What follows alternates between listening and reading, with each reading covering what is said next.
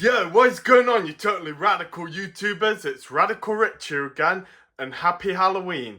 I like to say that I'm doing a Halloween special of some of the minifig customizations I've been making of the Universal Classic Monsters.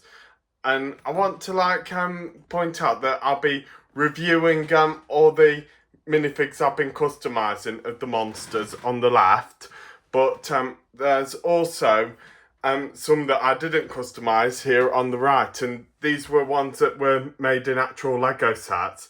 And I think you definitely recognise Bruce and Rexy from my last videos as well.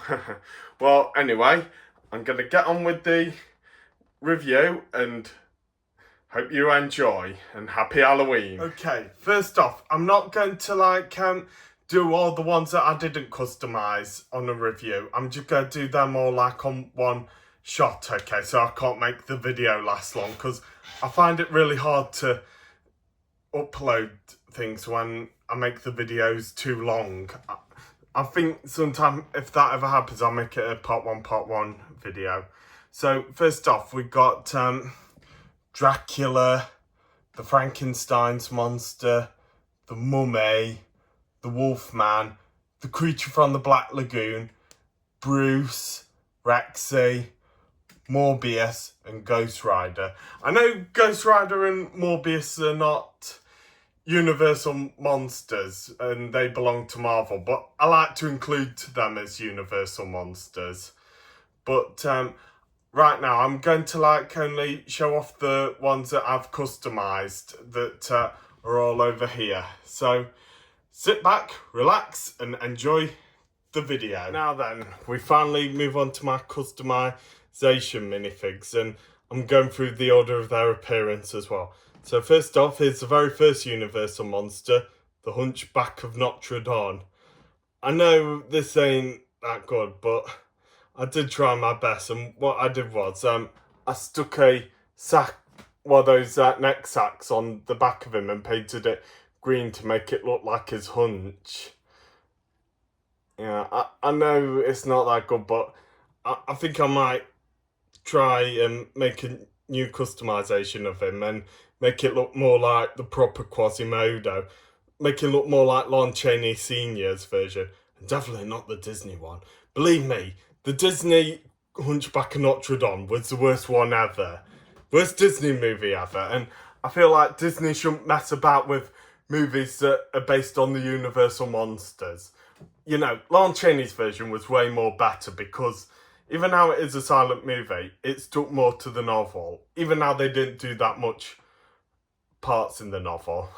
Well, anyway, back to my next minifig. Now here's the Phantom of the Opera inside your mind. Sorry, just trying to base the song from the movie. So with the Phantom of the Opera I customized, I did use Dracula's tuxedo because Dracula and the Phantom almost did look like they were wearing the same outfits. Now, I gave him a blue cape just to make it a bit more ghostly, and I did really want to try and make it based on Lon Chaney's version of the Phantom, but I think because his face is so hard and so complicated to customize, and I really have to paint really hard. But here's what I used for the Phantom. I used Shredder's headpiece from the 2012 Ninja Turtle Lego sets. God, I really miss the Lego Ninja Turtles. I wish they'd bring Ninja Turtles back. So yeah, it's a bit more inspired on Claude Rains' version of the Phantom, and I know he did wear the mask, but for me, I'm more that one that's more interested in the face than the mask. And I even gave him a hat like what Claude Rains' version wore when he said, "Christine's the one who should take the play." And also gave him a javelin sword for him to fight with as well.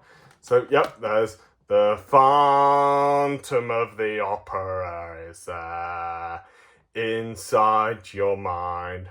Oh, I do remember that Simpsons episode, Flaming Moe, that alcohol drink that Homer made, and Moe stole it, and then he told everyone his recipe from children's cough medicine, and Homer was being the Phantom of the Opera with his dressing gown covering half his scalp. And every time I like watch that scene, I always play the music going do do do do do do do do do do.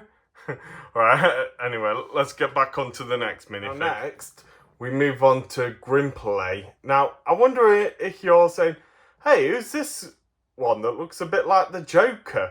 Well, actually, it's not the Joker. This is Grimplay, also known as the Man Who Laughs. Now, I should ought to tell you a bit about him, because how he's one of the Universal monsters that's not very popular, but it is one of my most favourite Universal horror movies. And I like to say, Grimplay is the most nicest of all the monsters, because he never does anything evil or anything. Just like Quasimodo and maybe the Frankenstein monster a bit as well. But yeah, Grimplay, he was like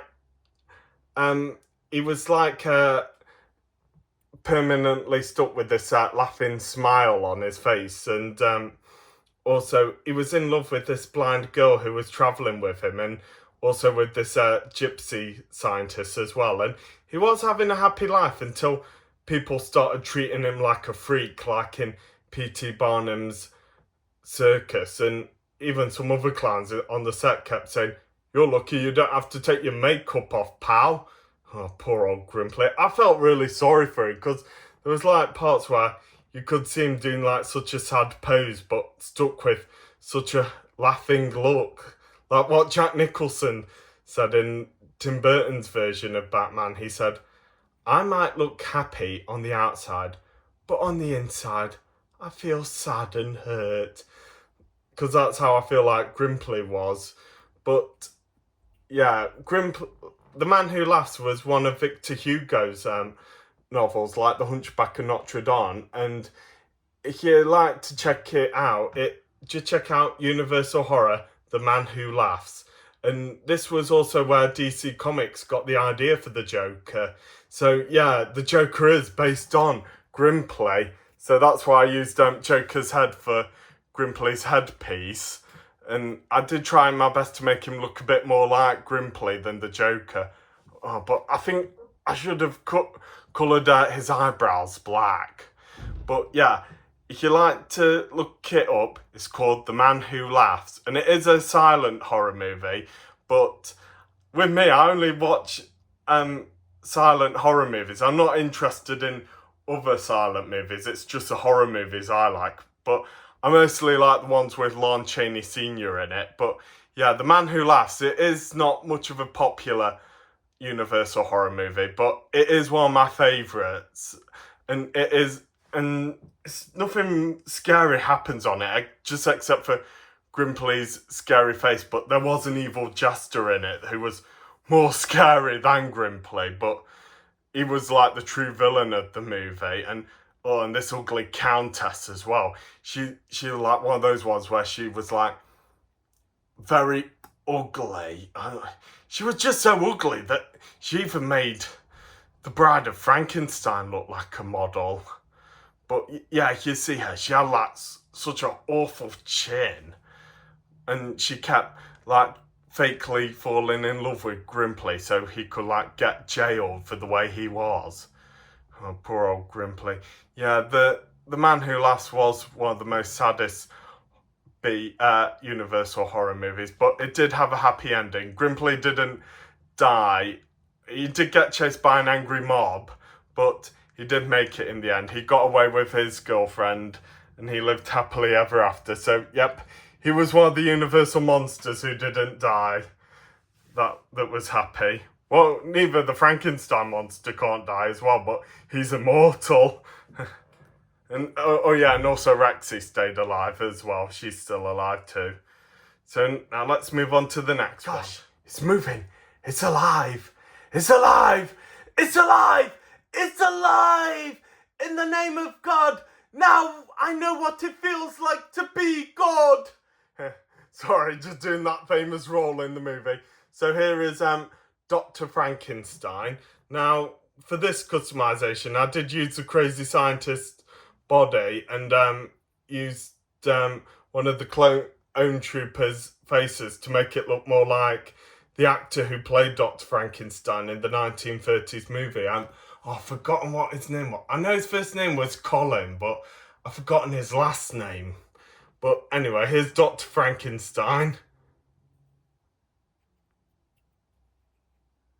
With all his tools and stuff that he's going to create his monster with. You know, Frankenstein, it's such a great movie. Just love it a lot. Well, I love all these Universal classic horror movies, and they were the best. So there's Dr. Frankenstein for you. Now we'll move on to the next one. Told you not to disturb me. So here we got the Invisible Man. Now, I like to say the Invisible Man was a bit tricky for my ideas, but I did eventually come for an idea. So what I did was, for the headpiece, I used one of these see-through headpieces to make it look like he's invisible. And I put a hat on him as well. I was going to paint some sunglasses on him, but believe me, it's hard for me to keep focus on some of these customizations because my hands will tremble a bit, but I do try my best to keep him still as I could. And I've also taken his hands out to make him look a bit more invisible. So here's the Invisible Man.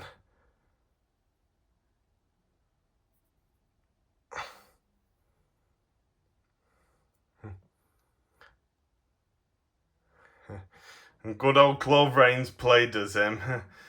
I do look like the Invisible Man a lot. It was really funny, and I did like that old woman that owned the inn on the Invisible Man, where she kept saying, "Oh, you've forgotten to give our guests some mustard.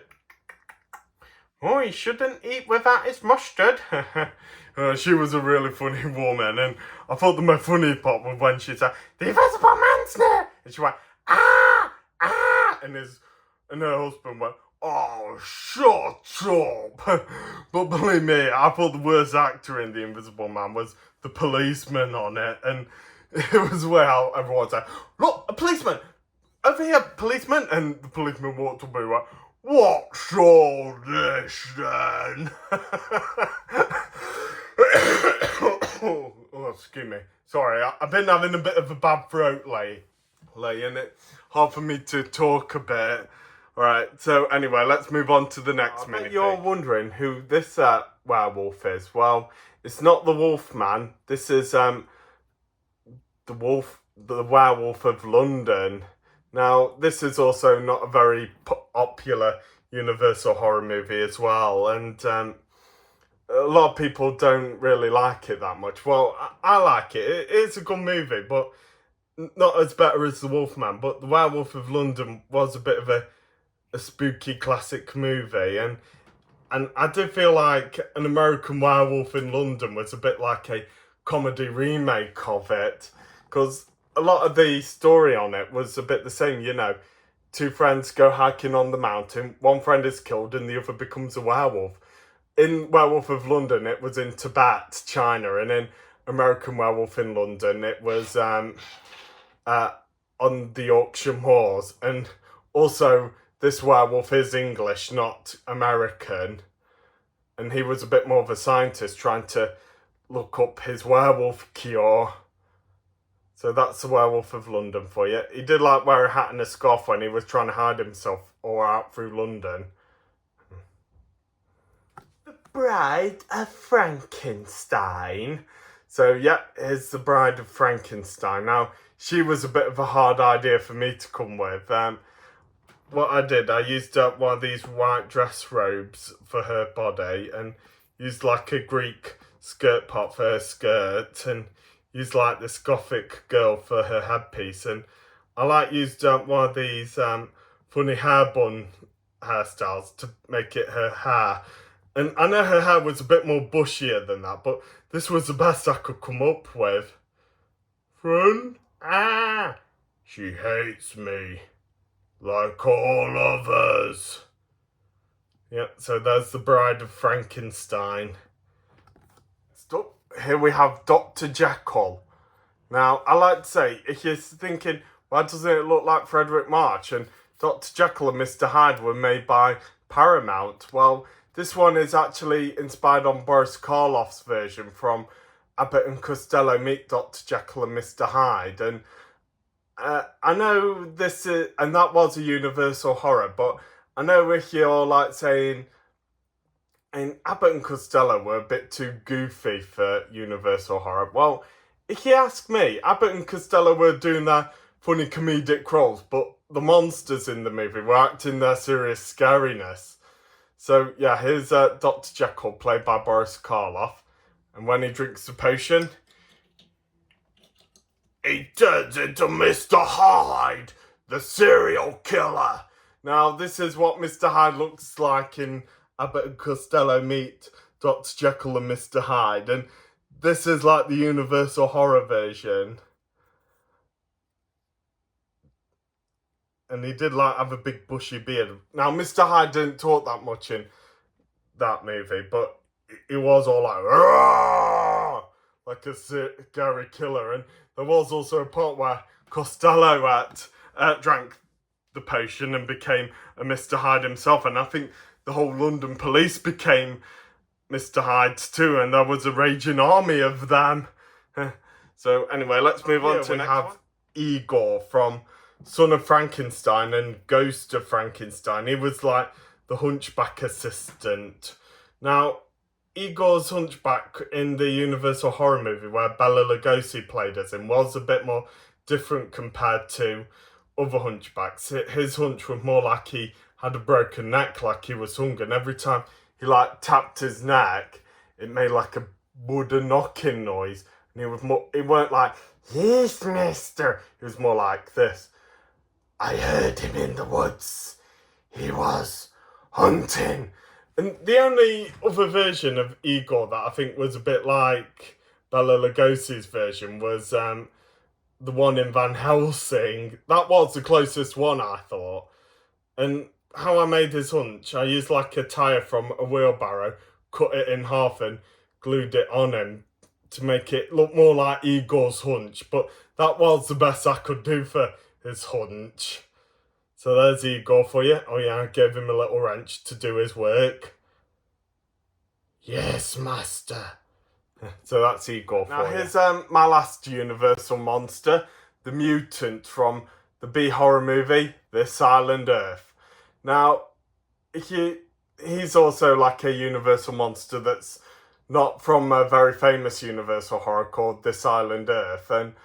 And what the movie was, it was about a couple going to this other planet to see this evil alien race, and these creatures called the mutants were like their armies, and there was like a good alien in it. He was like a villain at first, but then he turned good and decided to take the main characters back to Earth, and then one of these mutants crept on board and tried to terrorize the woman on board the ship, and he chased her around, but he eventually died because he was like allergic to the Earth gravity, I think. But yeah, the mutant, I did feel a bit sorry for the mutant a bit as well.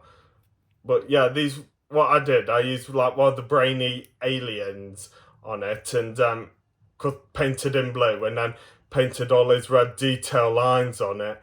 And I also put this part on the back. He did like have a shell-ish back, and I think there were like some sort of insectish aliens, the mutants. But yeah, there's a mutant for you. And the movie is called This Island Earth, and it was made in 1955. So anyway, that's all my Universal monsters done for my special video, Halloween. And I hope you all enjoyed it. And I'll be doing like another one pretty soon. And please like and share and subscribe. And I'll see you all later, and happy Halloween. Here we have Norman Bates from Psycho. Now, I like to say, I did do him like wearing his normal clothes, and he's like holding his knife to kill, but I feel like maybe I should have like done like a minifig of him dressed up as his mum, but giving that creepy psychopath look, and having like wearing his normal clothes and have like a normal smile look in his normal clothes. But let me know what you all think of that in the comments, okay? Say if I should like make another minifig of Norman dressed up as his mum, okay? So there you go, there's Norman Bates. Wee, wee, wee, wee, wee, wee, wee, wee.